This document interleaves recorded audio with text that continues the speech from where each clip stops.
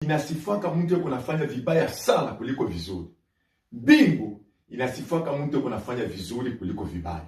Somo letu inasema hivi: mbingu iko juu ya mto kubwa sana. Dunia iko juu ya mto kubwa sana. Yaani mbingu iko juu ya maji sana, ile mto kubwa sana.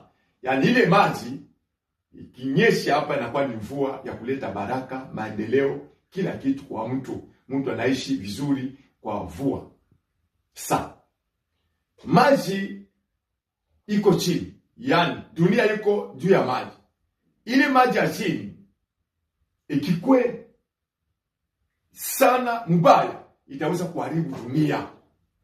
Yaani mvula ya kunyesha na ile maji ya chini ikikwe nyingi sana, dunia itaweza kuharibika na mtu ataweza kufa. Kumbe mtu hapa dunia napasha atafute Mungu, sababu eko katikati ya maisha ya kifo.